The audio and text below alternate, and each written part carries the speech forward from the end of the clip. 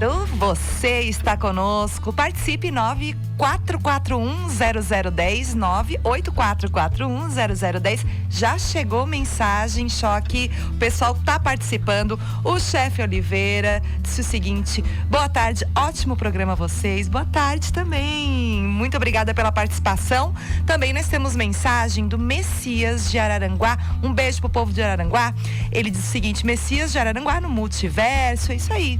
Você tá com a gente no Multiverso.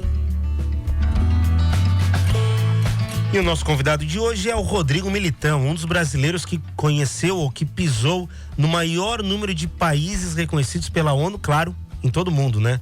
Ele atualizou aí a informação pra gente. Eu tinha a informação de que ele havia visitado, né, 154 países. Ele já me corrigiu, disse não, 159. Conheço 159 países no globo terrestre. É país demais, né, Gica?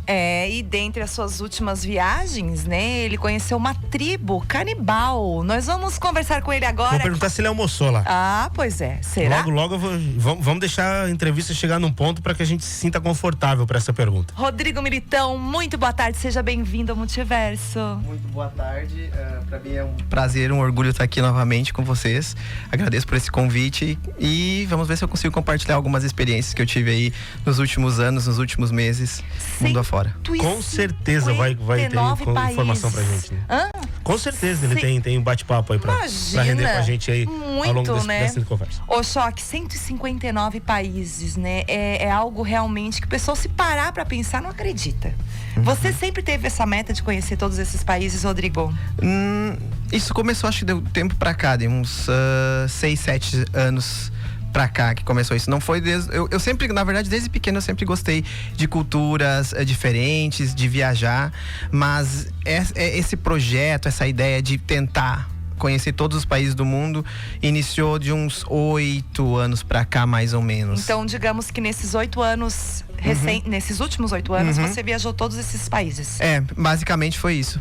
E também, claro, tem uma questão profissional aí, que eu sou formado em comércio exterior, eu trabalhei como compradora internacional em uma empresa grande aqui do Brasil, e toda a minha formação foi me levando para isso. Hoje eu sou Jewelry Specialist, que seria uma pessoa especialista em joias preciosas.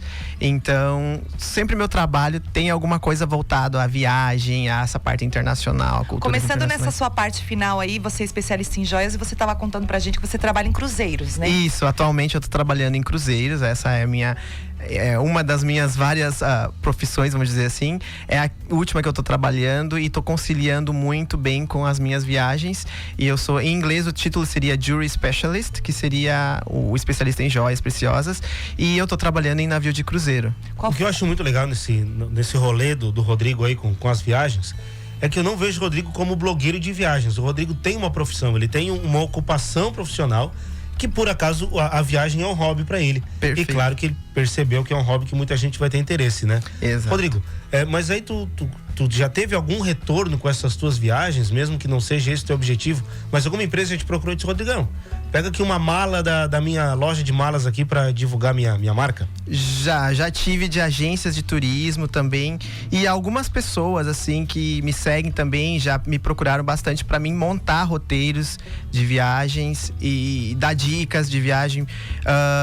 E tu já fez isso?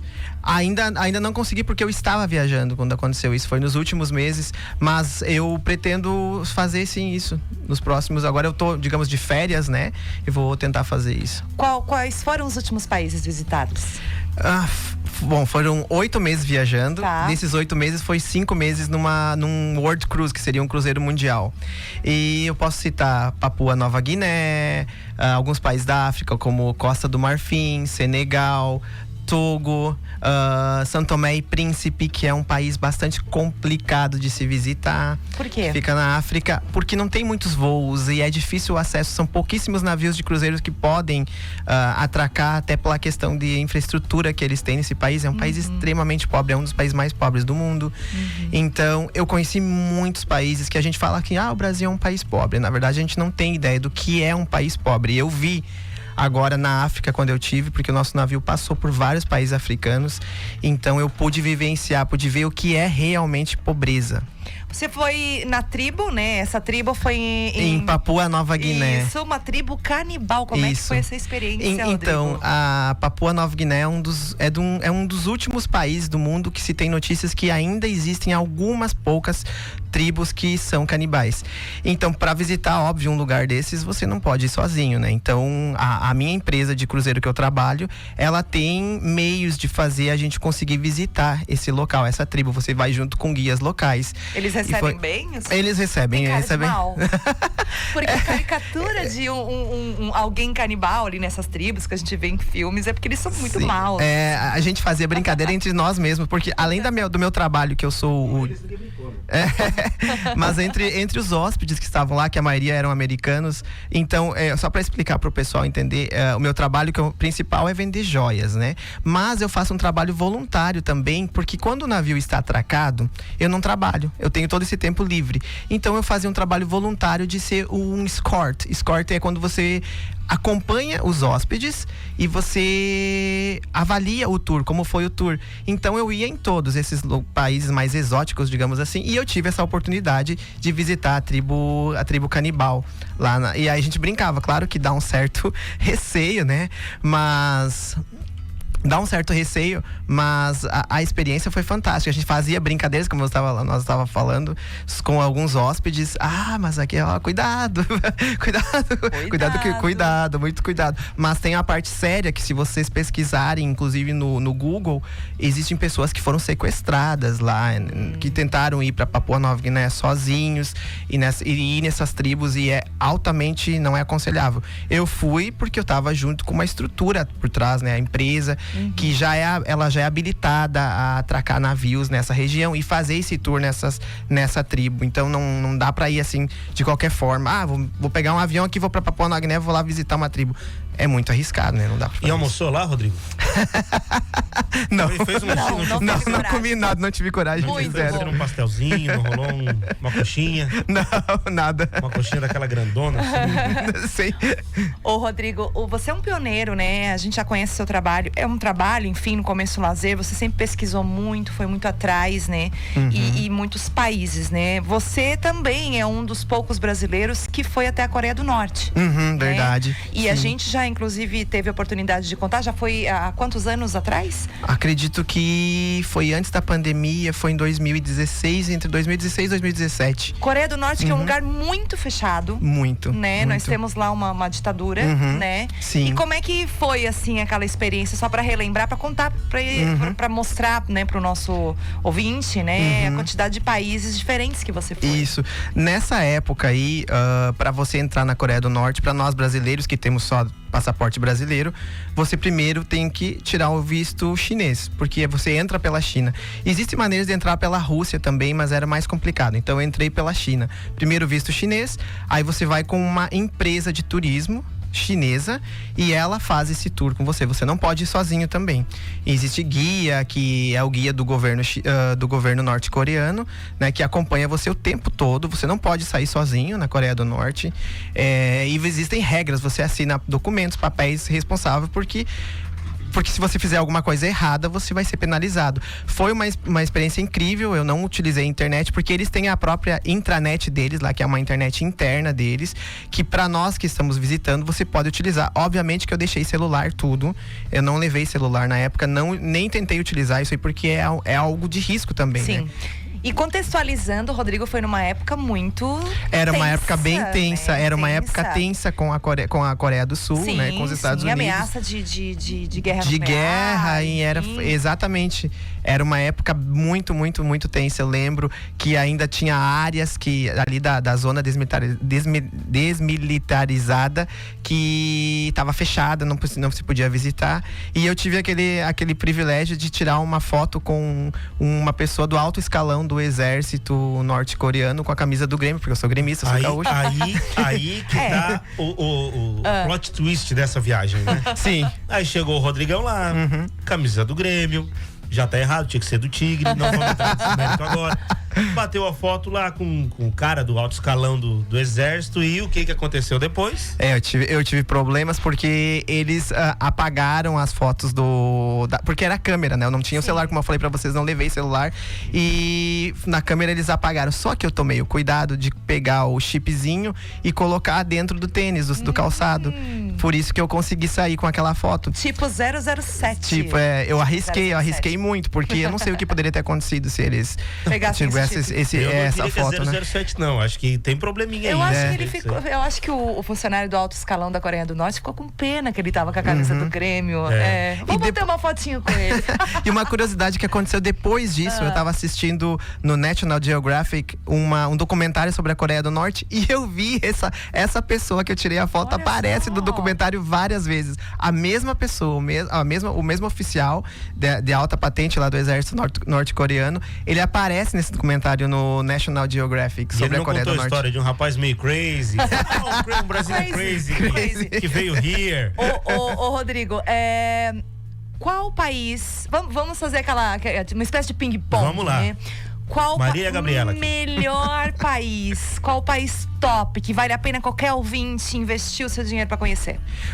Eu vou dizer uma surpresa que eu tive muito interessante foi Polinésia Francesa, Tahiti, todas aquelas ilhas da Polinésia eu iria Francesa. também. Foi fantástico, foi assim, eu já conheci uma parte, só que eu tive a chance de conhecer lugares que eu não conhecia ainda. É tudo aquilo mesmo. É tudo aquilo mesmo e muito mais ainda, além, porque as pessoas, elas te tratam assim com um carinho todo especial.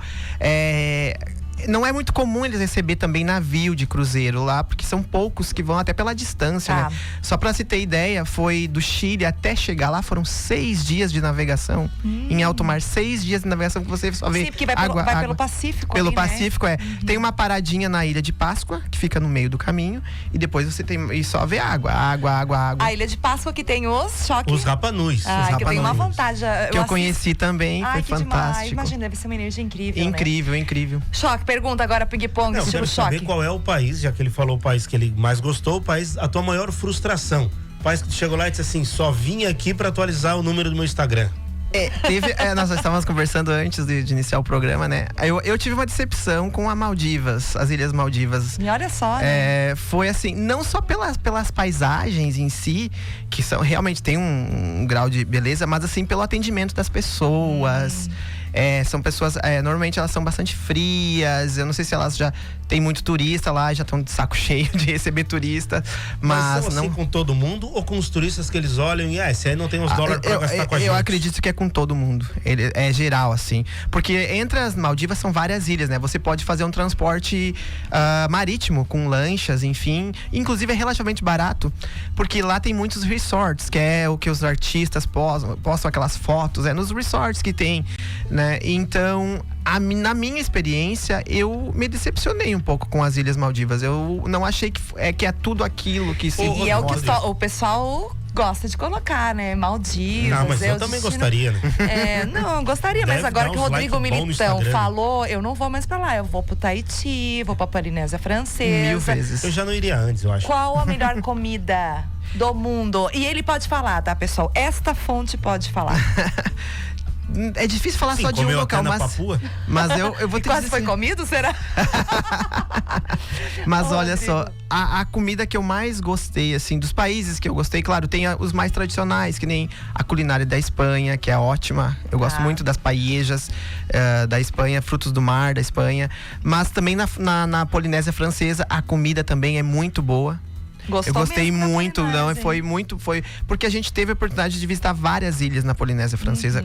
Eu, nesse meu trabalho agora, eu pude visitar vários locais. Então a comida realmente foi muito boa. Mas um lugar também que eu gostei muito de comer, que eu poderia dizer agora, assim, que a gente vai falando e eu vou lembrando, sabe? Vou puxando coisas da memória. Afinal de contas, são 159 países. Teve um peixe que eu comi em São Tomé e Príncipe, que é esse país da África. Maravilhoso. Se me falasse assim, ó, isso aqui não é peixe, eu não acreditaria. Eu acreditaria que se a pessoa falasse, não, essa carne é peixe, eu não acreditaria. porque não parecia peixe, mas é um peixe específico que eles têm lá em São Tomé e Príncipe. Maravilhoso, muito bom também a É comida. que comida, né, Choque, só acrescentando aqui, comida é algo muito relativo, é gosto, né? É gosto. Mas a gente quis saber, né, pelo menos ele que já passou em 159 países, né? É uma referência pra gente saber quando a gente for pra lá, por exemplo, né, Fernando Choque? Isso Quando a gente né? arranjar um tempo, né? Não é só o tempo, Gica, não é só o tempo que tem que arranjar, não. Rodrigo, até já vou me emendar aí falando bastante sobre o tempo, né? A gente sabe que cada país tem a sua peculiaridade e dependendo do teu propósito lá, tu vai gastar mais ou menos. Mas qual é o país aí que tu poderia dizer que é o país mais caro para se visitar e o país que tá no outro oposto, o país mais barato para visitar por média? E tu consegue fazer esse levantamento pra gente? Eu posso citar alguns. Por exemplo, na Europa, eu acho Liechtenstein um país extremamente caro para se visitar. É um país muito pequeno que fica na Europa. É um país membro da ONU. Eu acho extremamente caro. Eu conheço o Liechtenstein. Liechtensteiner